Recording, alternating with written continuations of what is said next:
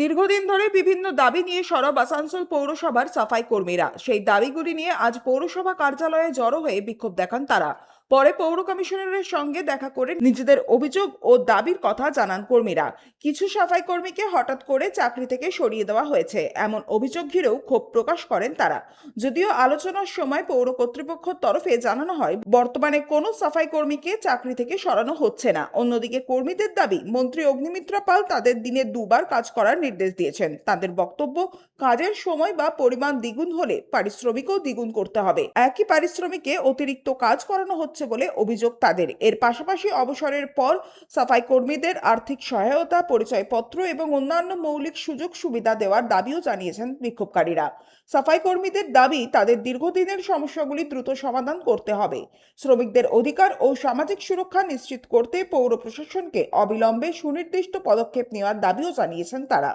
8 বছরে যাদেরকে হঠাৎ করে বসিয়ে দিয়েছে, ঠিক আছে, কালকে কাজ করেছে, আজকে হঠাৎ বসিয়ে দিল, সারা বছর তোদের কাজে লিব না। আর যারা বদলিতে কাজ করে, মানে যারা অসুস্থ আছে তার বদলিতে যারা কাজ করে তাদের দিকেও বসিয়ে দিয়েছে। তো আজকে আমরা কমিশনারের কাছে এলাম, কমিশনারের জানকারি নিলাম। কমিশনার বলছে আমরা এটা কোনো অর্ডার দিই নাই বসাবার, ঠিক আছে, এটা ভুলভাল হয়েছে। তো কাজ এখন সবাই করবে, 60 বছরের লোককে কাউকে বসানো যাচ্ছে না, কাউকে বসাবো না। আমরা বললাম ঠিক আছে স্যার, তা আপনি অর্ডারটা দিয়েছেন, তা আপনি এসআইকে বলুন। এসআই দিকেও বললাম আমি ফোন করে জানকারি দিয়ে দিচ্ছি, সবাই কাজ করবে।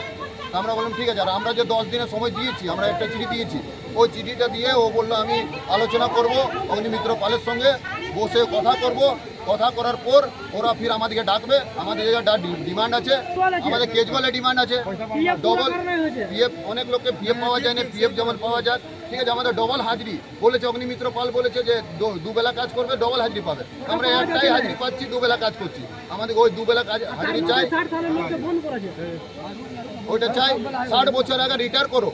তো আমরা তো 40 বছর এখানে খাটেছে, 60 বছরের লোকরা কোনো বেনিফিট পাওয়া যাচ্ছে না। আমরা ওদের বেনিফিট চাই, যে ওদেরকে যেমন বেনিফিট দেওয়া যাক, কিছু টাকা দেওয়া যাক বেনিফিট, যেটা ওদের সংসার চলতে পারে। ওরা 60 বছর পর করবে কি, খাবে কি?